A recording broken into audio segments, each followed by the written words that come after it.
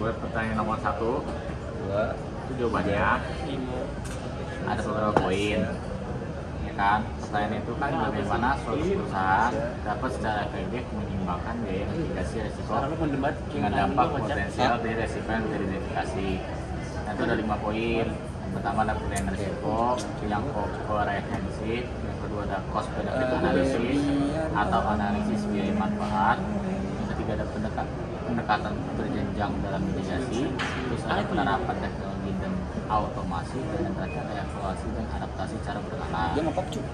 Nah, terus kesimpulannya itu satu dapat menyeimbangkan biaya mitigasi resiko dengan dampak potensial resiko melalui penilaian komprehensif, analisis biaya manfaat, dan lain-lain. Dengan strategi yang tepat, perusahaan dapat mengoptimalkan pengeluaran mitigasi tanpa mengorbankan perlindungan terhadap resiko utama, sehingga bisnis tetap terjaga. Nasi goreng gitu dari yang lain. Risk reduction, risk sharing, dan risk acceptance. Dan di mana suatu perusahaan harus memutuskan strategi mana yang ditetapkan untuk risiko tertentu. Nah, kalau risk avoidance itu penghindari risiko dapat sesuai dengan namanya menghindari aktivitas atau keputusan yang dapat menyebabkan risiko. Contohnya, perusahaan tidak masuk ke pasar dan regulasi yang ketat untuk menghindari potensi dana besar. Nah, kapan digunakannya risk avoidance ini? Itu jika risiko memiliki dampak besar dan sulit dikendalikan, sehingga lebih baik dihindari daripada dikelola. Kemudian yang kedua, risk reduction atau pengurangan risiko, karena kita mengambil langkah-langkah untuk mengurangi kemungkinan dampak risiko. Contohnya memasang firewall dan sistem keamanan cyber untuk mengurangi risiko serangan hacker. Kapan risk reduction dilakukan? Itu jika risiko tidak dapat dihindari, tapi dapat diminimalkan dengan tindakan pencegahan. Kemudian yang ketiga, risk sharing atau berbagi risiko, di mana kita membagi risiko dengan pihak lain, seperti melalui asuransi atau kemitraan.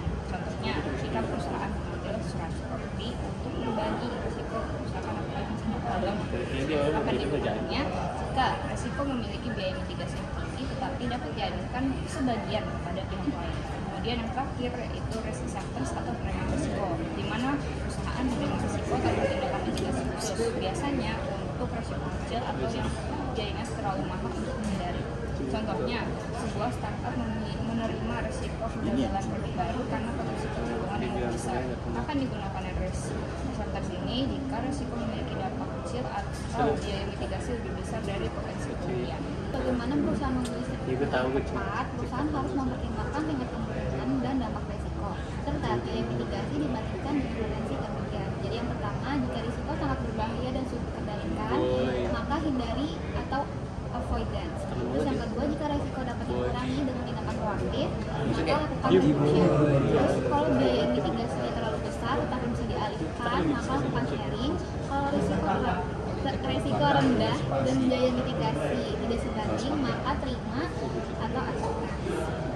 Apa kontribusi ISO 27000 untuk IT governance? Nah, ada 5 poin. Yang pertama ada manajemen risiko. ISO 27000 untuk membantu organisasi mengidentifikasi, mengevaluasi dan mengolah risiko keamanan informasi sehingga meminimalkan potensi ancaman terhadap IT governance. Tinggal ada kepatuhan regulasi. Nah, itu standar ini membantu organisasi mematuhi peraturan dan kebijakan keamanan data seperti GDPR, HEPAA atau peraturan keamanan cyber lainnya. Yang ketiga ada kepastian keamanan informasi. Nah, dengan menerapkan ISO 27000, organisasi dapat memastikan bahwa kebijakan dan prosedur keamanan informasi mereka selaras dengan praktik terbaik global, meningkatkan kepercayaan stakeholder kepada stakeholder dan kawan operasi yang lebih terjamin. ISO 27000 meningkatkan kepercayaan dengan mitra bisnis dan membantu kepentingan lainnya. Ini mendukung protokol IT governance dengan menyediakan kerangka kerja untuk pengelolaan keamanan informasi. ISO 27000 dapat mengambil keputusan berbisnis resiko dan meningkatkan efektivitas tata kelola IT. Apa kontribusi kualitas ISO 9000 terhadap tata kelola teknologi informasi, guys? Apa tuh guys? Jadi kontribusi ISO 9000 terhadap tata kelola teknologi informasi atau IT governance. ISO 9000 adalah sekumpulan standar internasional yang dirancang untuk membantu organisasi dalam membangun dan menerapkan sistem manajemen mutu. Standar ini menekankan pada pendekatan berbasis proses, dokumentasi yang baik, serta perbaikan berkelanjutan. Untuk memastikan bahwa produk atau layanan yang diberikan memiliki kualitas yang konsisten dan sesuai dengan harapan pelanggan serta pemangku kepentingan lainnya.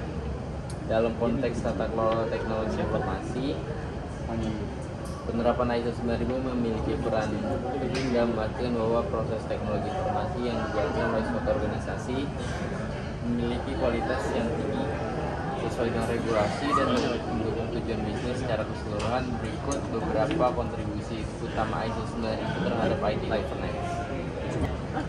Kontribusi ISO 9000 terhadap tata kelola IT itu yang pertama ada meningkatkan kualitas proses BI. ISO 9000 mendorong organisasi untuk mengadopsi pendekatan berbasis proses dalam manajemen mutu. Ini membantu memastikan bahwa proses pengembangan, implementasi, dan operasional CI memenuhi standar kualitas yang tinggi. Yang kedua, peningkatan efisiensi dan kepatuhan.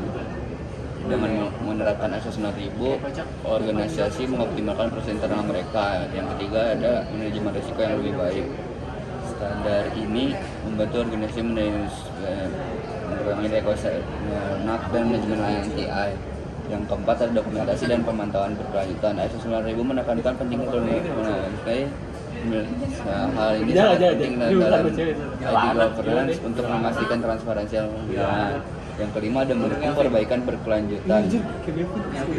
Konsep perbaikan berkelanjutan kontinuas berkembang bisnis. Yang keenam ada meningkatkan kepercayaan stakeholder dengan menunjukkan kepatuhan finansial, organisasi dengan kemampu kepentingan lainnya terhadap kualitas layanan TI mereka.